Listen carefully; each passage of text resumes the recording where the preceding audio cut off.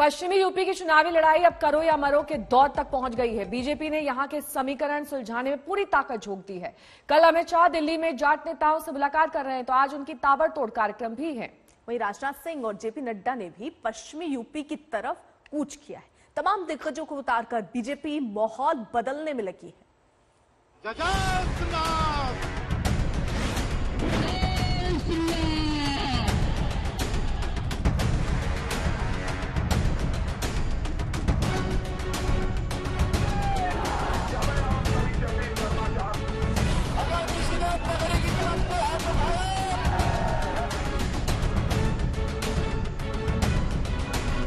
पश्चिम उत्तर प्रदेश के चुनावी मुकाबले में महारथियों की मोर्चाबंदी अब साफ साफ दिखने लगी है। कैराना के बाद अमित शाह मथुरा वृंदावन की यात्रा पर हैं। पूजा आराधना तो जरिया भर है, मकसद चुनावी दरिया पार करना है। वो दरिया जिसमें तेज बहाव और जबरदस्त तनाव है। मथुरा इसलिए भी अहम है क्योंकि ब्रज का क्षेत्र है और इस इलाके में जाटों की तादाद काफी ज्यादा है। अमित शाह से जाटों के एक बड़े प्रतिनिधिमंडल ने मुलाकात की है और ये कहा जा रहा है, ये माना जा रहा है कि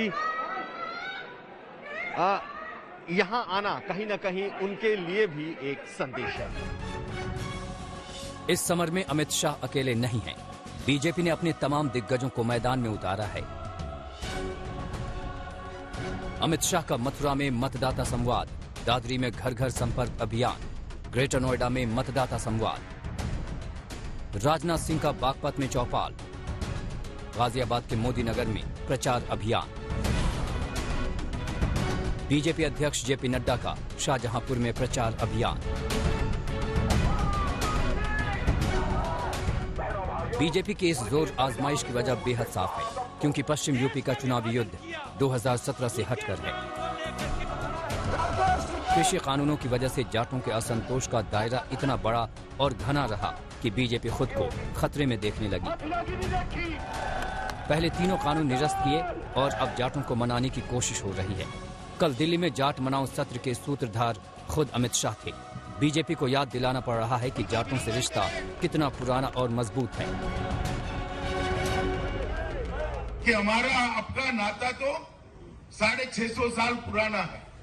तो पूरी सभा समाप्त होने के बाद दो लोग रुक गए, उन्होंने बोले भैया 650 साल समझा दो, आपकी पार्टी ही 50 साल से बनी, कैसे 650 साल? आप भी मुगलों से लड़े, हम भी लड़ रहे हैं, ये हमारा नाता है, करके इसका स्वागत करेंगे। 50 साल की बीजेपी और रिश्ता 650 साल पुराना। अमित शाह ने इसका मतलब भी बताया, लेकिन जो बात नहीं बताई गई वो ये कि बीजेपी जाटों को ये बताने में लगी है कि आखिरकार वो हिंदू हैं। पश्चिम यूपी की जीत की धुरी तो ध्रुवीकरण ही बनेगा, इसलिए बीजेपी जाट जाप में लगी है। माहौल सद्भावनापूर्ण वातावरण में, आत्मीय वातावरण में बातचीत हुई है, दोनों तरफ से संवाद हुआ है और आखिर में सबने उम्मीद जताई है कि पूरा समाज भारतीय जनता पार्टी के साथ रहेगा। हमारी उम्मीद है, सबने आश्वासन दिया है। सभी लोग संतुष्ट हैं और सभी बहुत ही खुश होकर यहाँ से गए हैं। सभी ने हाथ खड़ा करके समर्थन किया है। एक पंचायत में जब सारे व्यक्ति बैठकर पंचायत में हाथ खड़ा कर देते हैं और समर्थन कर देते हैं, और हमारा समाज तो इस बात के लिए जाना जाता है कि जहाँ पर खड़े हो जाते हैं तो वहाँ पे 500% अपनी ताकत भी लगाते हैं। तो सभी ने अपनी शिकायतें रखी। गृह मंत्री जी ने सबको बहुत ही ध्यान से सुना और सभी को विश्वास किया कि कभी ना कभी किसी न किसी समय सारी शिकायतों को दूर किया जाएगा। उन्होंने कहा मैं रेडी हूँ और हमेशा रहूंगा, और ये बोझ उनके दिल पर है और वो कभी ना कभी सारे सम्मान के साथ में इसको उतारेंगे। गृह मंत्री जी ने भी इस बात को स्पष्ट किया कि वह हमेशा से सब लोगों को साथ लेकर के चलने के इच्छुक रहते हैं, और चौधरी चरण सिंह जी की एक बहुत बड़ी विरासत पश्चिम उत्तर प्रदेश में और भारतवर्ष में किसानों के बीच में रही है, और हमेशा हमारी इच्छा रही है कि किसान के हित की राजनीति को भारतीय जनता पार्टी आगे बढ़ाए।